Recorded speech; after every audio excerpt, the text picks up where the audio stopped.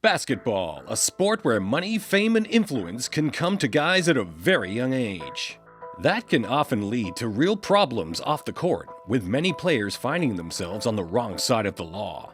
So let's check out the NBA players who have criminal records. Let's start off with Eddie Johnson Jr., aka Fast Eddie, because my guy was a big name in the NBA back in the late 70s and through to the 80s playing guard for the Atlanta Hawks. But Fast Eddie had a fast habit, because in 1987, Eddie was ejected from the NBA after being convicted of taking banned substances and resisting arrest. And that's not all. The court wasn't the only place he was setting records, because he faced arrest 100 times, going to jail on 5 occasions for a number of crimes. But the final time he took it too far, because in 2006, this criminal lifestyle came to a head, and Eddie got life when he was found guilty of crimes against a minor. Sadly, this story doesn't have a happy ending. Fast Eddie died in 2020 while serving out his sentence in a Florida prison. Such a shame for a guy who would be a legend of the game to end up this way. Damn! And there's gotta be something in the water at the Atlanta Hawks, because Thomas Paine was another NBA player familiar with the cops. Tom Paine played for the Hawks back in the 60s and 70s, and the first African American to be selected as a basketball player at the University of Kentucky. He was multi-talented. Did you know he was a professional boxer too? But that talent was going to waste because he focused his efforts on the wrong side of the law. Tom spent 4 whole decades in prison for assaulting women on multiple charges. Damn, dude! The first conviction was in 1972 for assaulting a 22-year-old woman, getting him 5 years in a Georgia prison. And he was behind bars several more times until his last release in January 2019.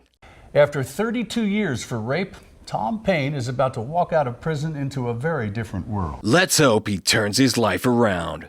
But one person that has plenty of time to turn his life around is Javaris Crittenton. Javaris was a guard who came into the NBA in the 07 draft and played for the Lakers, Grizzlies, and Wizards. Clearly talented, but on the 19th of August 2011, his life changed forever. Javaris Crittenton arrested last night at the Orange County Airport, the John Wayne Airport, after checking into a flight to Atlanta. The 23-year-old accused of shooting and killing Julian Jones. You see, just 4 months earlier, Javaris was robbed, and he wanted to get revenge, so he made a plan, located his target, aimed and fired.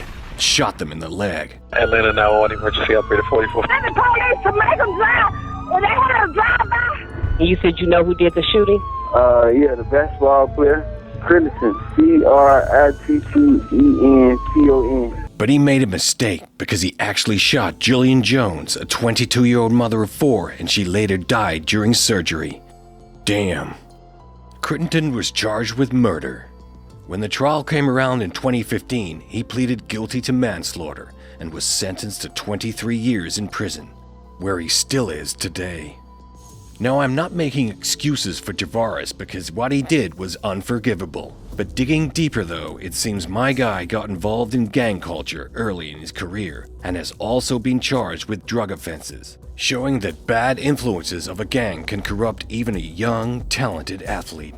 Now, I know this has been a bit heavy, but the next NBA star went to jail for the most bizarre reason. Darryl Allums is a basketball legend, but his stint in the NBA was short-lived because he only played in the league during the 1980-81 season, which means he only spent 1 season playing ball. But he had a serious obsession, and it was so strong that he just couldn't get enough. And the obsession was pizza! In 1989, my guy was sentenced to 9 years in prison for robbing Domino's delivery guys. That's right, he was robbing delivery men.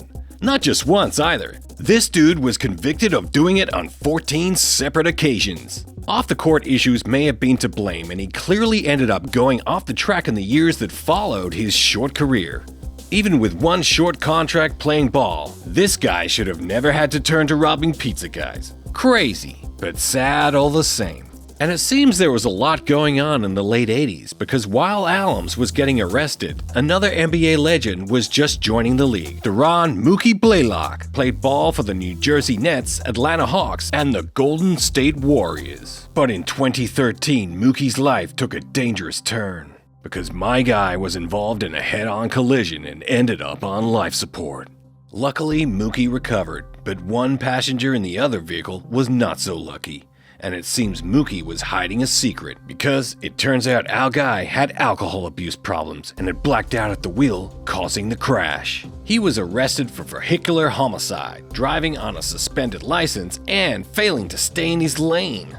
Blaylock pleaded guilty to vehicular homicide charges. This comes after Blaylock was involved in a car crash that occurred last year that killed Monica Murphy and injured her husband, Frank.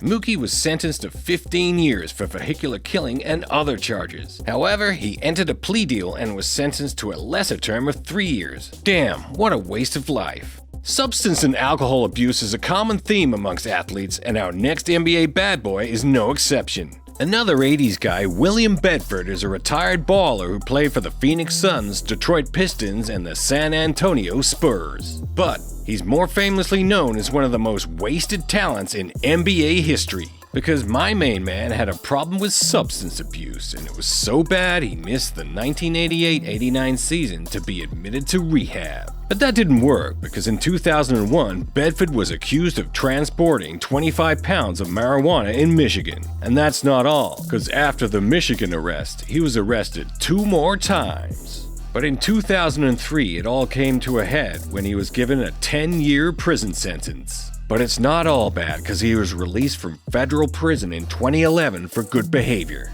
Nice to see our man starting to turn things around, and we haven't heard of any issues since. But the same can't be said for Arthur Long, one of the most high-profile NBA players who have gone to jail because of drugs. He played for the Portland Trail Blazers and Sacramento Kings during his career of 14 years from 1996 when he entered the league as an undrafted free agent, right through until the 2010 season when he finally called it quits. But this is where it all went downhill. It seems he took to a life on the wrong side of the law after that to fill a void though, because in 2015 he was convicted of drug and gun charges and was even found guilty of using his home as a drug operation hub. I lost everything. I lost all my cars, trucks, lost all my property due to the fact that I was in jail. Long was sentenced to 7 long years behind bars, and as a result, he lost everything. Damn. Speaking of cars, did you know my boy Derrick Rose dropped $1.7 million on a supercar and holds the record for owning the most expensive car among NBA legends? Or that Dwight Howard's car collection set him back $140 million? Nah. I didn't think so, but I got access to the garages of some of the biggest players in the NBA, so click this video to find out the craziest cars of NBA players. Oh, and if you enjoyed this video, don't forget to dunk that subscribe button. Peace!